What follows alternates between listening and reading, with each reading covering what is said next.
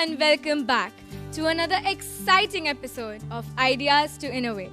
I am your host, Yashika Huja, and today we continue our inspiring journey into the minds of changemakers who work to think differently. Joining us today is Nikhil Amos, a young thinker with a powerful vision. His ideas such as Meditel have caught the attention of many, including global icons like David Beckham. Other ideas such as Thermocatch have won him the title of National Water Champion at IIT. In this episode, we'll cover his journey from the gates of Navrachana to Stanford University in Silicon Valley, California. So sit back, take notes, and get ready to spark your imagination. Welcome to the 9th episode of a podcast for the students, by the students.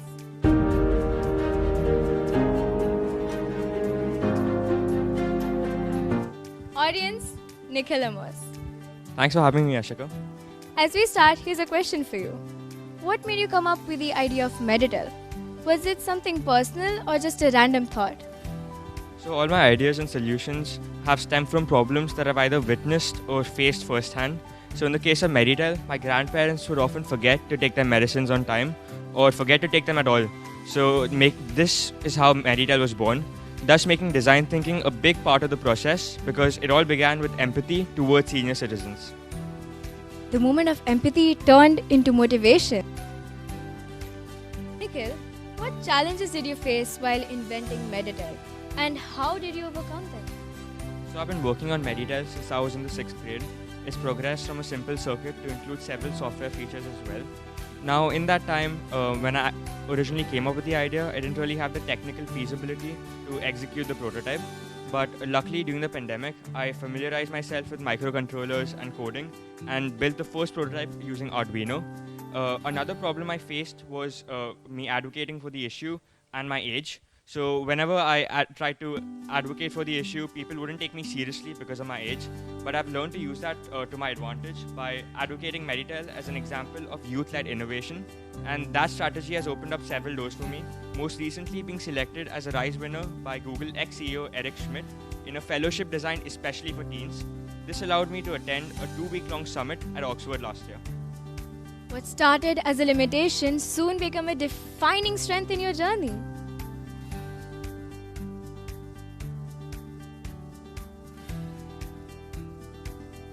Can you tell us more about your experience at the RISE Summit?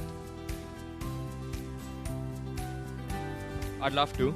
For a bit of context, last year I was selected as one of 100 RISE winners from a pool of 90,000 applicants.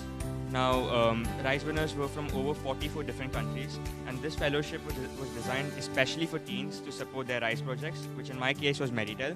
So all winners convened at a 2-week-long summit in Oxford last year. And apart from the amazing location, the delicious food, and basically the informative workshops, the best part about the summit was the people. Meeting the people there was definitely the highlight of the summit for me. The way the CEO of RISE put it, it was unlike-minded but like-hearted. What that means is that everyone there had a goal or an aim to change the world, make it better, but the way everyone went about it was very different. Across the 2-week-long summit, they brought in industry professionals and mentors from different industries such as food tech or the circular economy to give us workshops from their real-life experiences. And one motto that all the students there followed was work hard, play hard. So when it was actually time to study and attend the workshops, everyone put in effort. But at nights, we all had fun by playing foosball or karaoke nights. That honestly sounds like so much fun.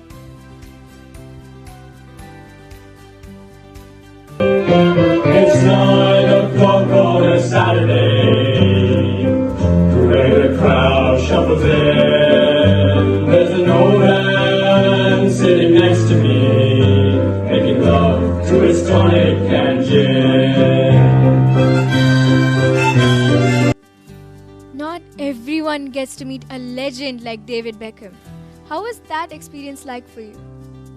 Honestly, it took me a while to believe it was even real. About 2 years ago, I was selected as a finalist in a competition organized by GUSEC, that is the Gujarat University Startup and Entrepreneurship Council. And that is when I received a phone call from Mr. Sayam Shahzad, who's now my mentor, informing me that I was one of 5 students selected to meet Mr. Beckham on his visit to India. and I did not believe it. But after reading some paperwork and going to the venue and actually seeing the UNICEF boards, I was finally convinced. Meeting David Beckham was amazing. We even discussed a bit of football. And the cherry on top was that after meeting him, the next day he went on national TV and actually recalled my project. That experience has clearly become an important moment in your journey. What do you say, Nikhil? Absolutely. Your latest idea, Thermocatch, was a winner at the Stockholm Junior Water Prize at IIT. Can you share your experience with us? The Stockholm Junior Water Prize has been one of my biggest wins in science research. My project Thermocatch focused on cold water recirculation within domestic and commercial setups. Now, this was a project that I presented at IIT and specifically to industry professionals and IIT Madras professors. And conversing with them, talking to them about this was literally a dream come true. Another takeaway from my trip to Chennai was meeting new people there, especially people my own age from different schools across the country, which has led to some friendships and fruitful conversations that happened recently. Wow, that's actually wholesome. Winning national awards at this age is a big deal.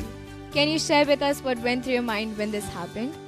I'm always grateful for the awards and recognitions I've received over the years, and even more grateful for the people that have supported me through them, specifically my mom and dad, my family, my teachers, my school, and all the mentors along the way.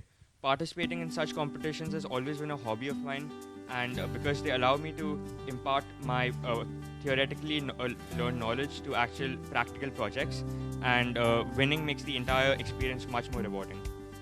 Gratitude and motivation have played a huge role in your journey, isn't it? Absolutely. All of your efforts have culminated in your admission to Stanford University. Has this been a long-term goal? And how has Navrachana helped you? So Stanford has been my dream school for as long as I can remember. It's the place where the activist, the engineer, and the innovator in me all can coexist at the same time. And it's globally reputed in engineering as well. I'm personally grateful to have gone through this journey as a student at Navrachana because I found mentors and teachers here and created friendships that will last a lifetime. This has shaped me to become the person I am today and the person that has been reflected on the application as well. Now, I've taken use of all resources offered by the school, from taking part in every single ILC to finally leading the student body as head boy. And this has culminated in my time at Navrachana being fun and productive as well. I want to personally thank every single teacher that has helped me here, including the ones who I might have pestered at 1 a.m. to submit my letter of recommendation at the last moment. Being nurtured in an environment such as Navrachana truly brings out the best in every student. I'm pretty sure you're excited for your next 4 years. Definitely.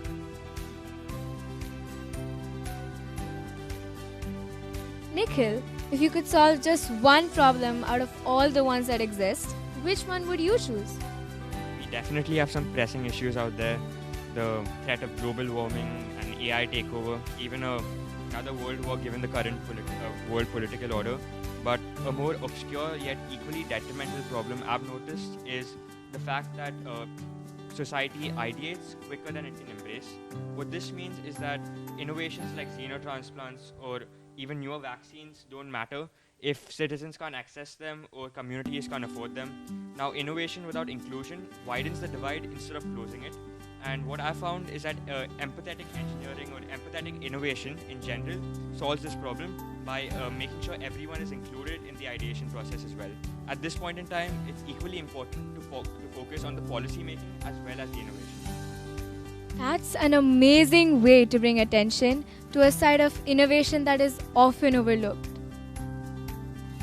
What advice would you give to students who have ideas but don't know where to start?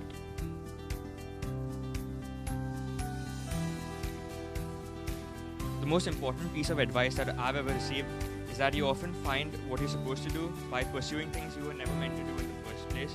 Our school nurtures the spirit of exploration through inter-house competitions, which have been a defining part of my last 12 years here.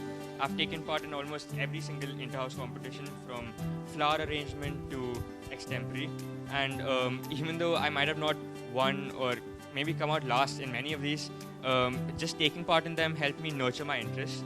And these are stepping stones which eventually lead to taking part in regional level, state level, national or even international level competitions. And another piece of advice is just reaching out to people, not only seniors in your school, but maybe from other schools, maybe industry professionals or even university students online. Creating a LinkedIn account 2 years ago was a super important step in this journey, and I attribute a lot of my projects and a lot of my competition victories to reaching out to people. You heard it first, reach out to your seniors. So last question of this segment. Nikhil, how did you feel when you got an invite for this podcast? First off, I'd like to thank Sapna ma'am for inviting me to this podcast. This initiative that she's founded for students is truly amazing. And I did not expect to be invited to this podcast, but I'm very glad that I am. All throughout the year, I've watched seniors and juniors alike take part as interviewers and interviewees.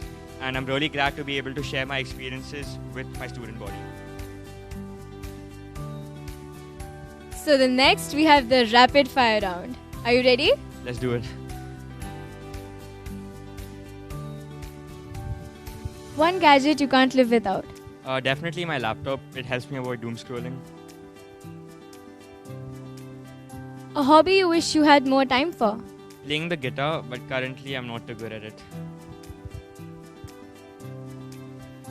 If you could time travel, would you go to the past or the future? Definitely the past. If you go to the past with knowledge from the current century, you could potentially rewrite history. What do you love most about school?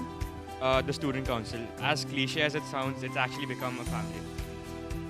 Are you a text or a call person? Definitely a call person. My friends know that I'm a terrible texter. I take a minimum of 3 business days to reply. Okay, so you can call him up at 3 a.m. audience. Why not? Thank you so much, Nikhil, for sharing your journey with us. It is truly inspiring to see someone from our own school making such a big impact. We all are waiting to see what you come up with next. Thank you, Ashika. And a big thank you to everyone who's made this podcast possible. It's been a pleasure.